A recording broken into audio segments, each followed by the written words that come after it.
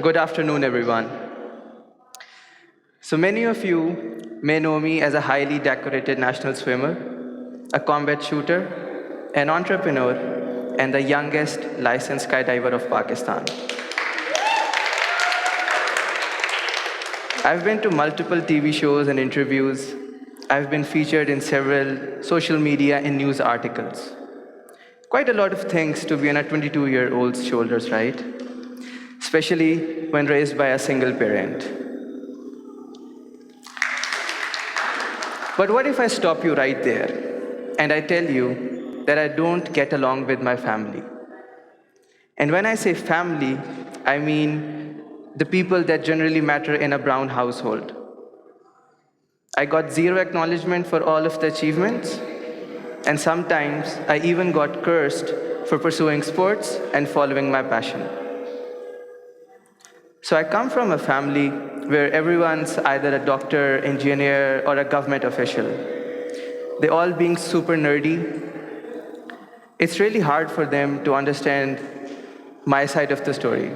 They never even did sports as a fun or fitness activity. And there was me, the odd one out, who was wishing to pursue sports as a career. So it's really hard for them to understand, which I understand, which I realize.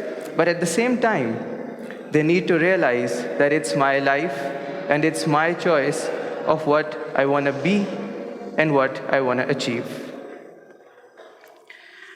Now imagine knowing all that, you get severely injured doing the sports you love. And on top of that, you're in another country with no one by your side and unable to move. Quite a way to feel unowned and lonely, right? So at that moment, all of the sadness and pain that just starts rushing in your body, moving to your head, and giving you loads of negative thoughts and creating self-doubt. So pain and negativity are emotions that one often feels in their life. Sometimes it can be emotional and sometimes it can come in a physical form. We all believe that if we're given the ideal scenario, we can achieve wonders. But sadly, that's not how life functions. We want to start a business, we want to enter into a certain career, or let's say we want to be an athlete, but we face lots of obstacles. So now I'm not talking about financial obstacles or the geographical ones. I'm talking about obstacles like your family not being supportive, negative comments from your fellow beings, or just the fear inside you. The negative thoughts you get of what if it goes wrong? What if I'm not up to the expectations? But whose expectations are we talking about? Is it ours? Is it of the general public? Or is it of the people who we think matter to us? But what if I tell you that all of these emotions are temporary? They're ephemeral and they fade away. For example, I'll share my story with you.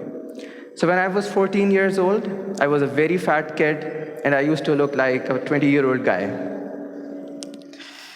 So I decided to join gym. But at that time, I didn't have the means, so I joined a local gym, where most of the equipment was faulty or was not fully functional.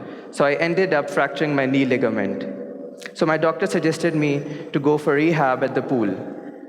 During my rehab period, I developed interest in swimming. And soon after my recovery, I was training and within no time was competing with other swimmers who have been swimming from their childhood. I got quite lucky there. So swimming takes a lot of effort. I've been a national swimmer for 6 years.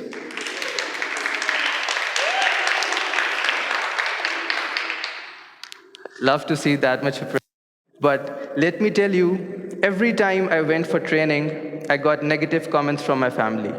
I got comments like, swimming is not worth the effort. You're so fat, you can never be a swimmer. You look like a frog.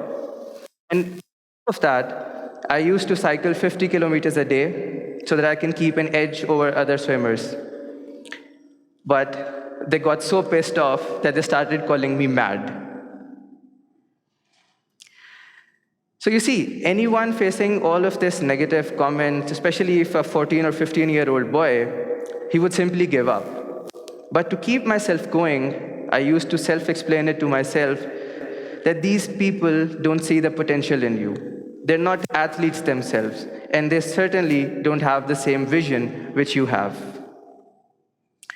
So everyone fears heights, right? And so do I. And with skydiving, it's not only the fear of height, it's what if my parachute doesn't open? What if I land badly? What if I faint during the free fall? So all of these fears, I also had them. So point of telling all this is that if I let all of these negative emotions and negative thoughts and self-doubt rule over me, would I be standing here in front of you guys today? The answer is no. So my first jump, I'm scared, super scared. I'm nervous, yes.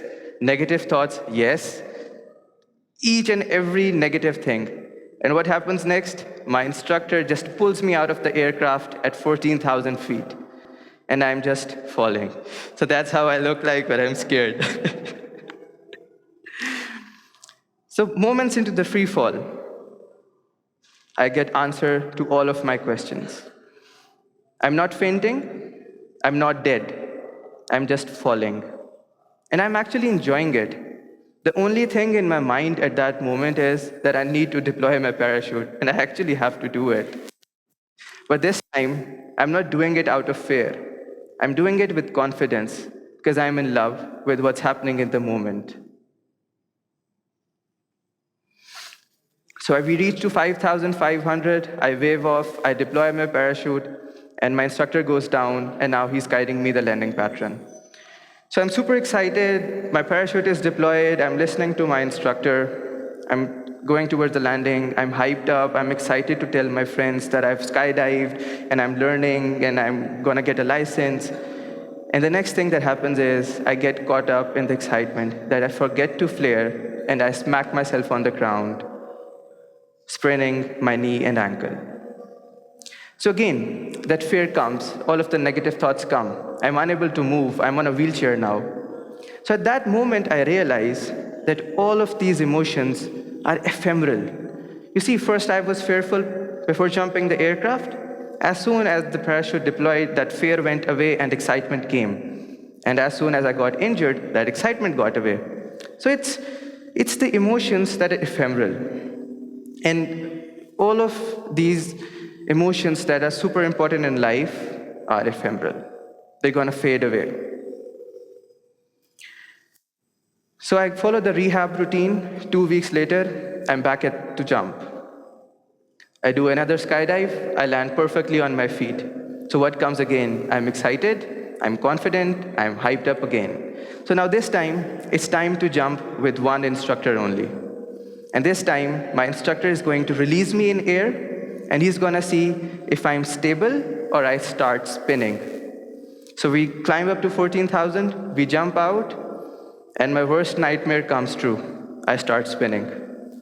And at that moment, I can see that even my instructor is scared, because he's trying to get to me, but he cannot get to me. But at that moment, I need to realize that I need to stay focused, and this fear is ephemeral. So I wave off and I deploy my parachute to get myself out of that deadly situation. So I land, and I'm scared again of what if I lose my instructor again on the next jump. I got lucky this time. Maybe next time I faint. Maybe next time I'm unable to open my parachute. So what happens?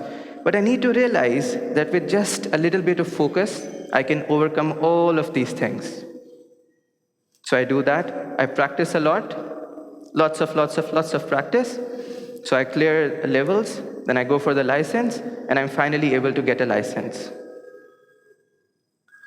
So if you're able to play this video, you can see that's, if this video plays, you can see how an excited, non-fearful, confident guy looks like while skydiving.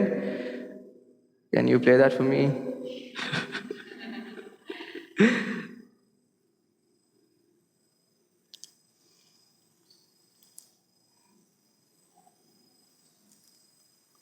Okay, never mind. So we're unable to play that, okay.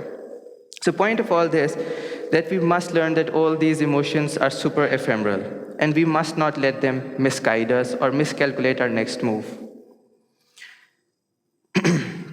See, we're not always going to have the ideal scenarios, but we need to remain focused towards our end goal. And we must not get the excitement and negativity get the best out of us. So we as humans are always scared to take the first step because of all these ephemeral emotions. All we see down the road are the fearful things, the negativity, and every other bad thing down the road. And because of that, we just don't do, and we end up falling to our plan B. But remember at that time, there are going to be people around you. You're going to fail. And when you fail, it gives you two choices. Either you stay down or you get up. And when you're trying to get up, there are going to be people around you, there are going to be things around you, which are going to tell you that you cannot do it. You're not made for it. But remember, it doesn't matter what people say. What matters is what you think of yourself. After all, people's opinions are just opinions. It doesn't define who you become or who you are, right? So always remember to dream big. And when you dream big, you fail big, you get your ankle and knee sprained, you get injured. People will call you crazy for your dreams, but it's simply because they're not equipped for the magnitude you're about to reach. They don't have the same vision as yours. They don't see the potential in you. And what I have experienced so far, I've seen that when people start calling you and your dreams crazy, you're already halfway there. Nobody knows what awaits for them in future. It can bring us pure joy and excitement, or it can bring us pain, fear, negativity. But now that we know that all of these emotions are ephemeral and eventually will fade away, it will help us stay focused and remain consistent towards our goal and be able to follow our passion.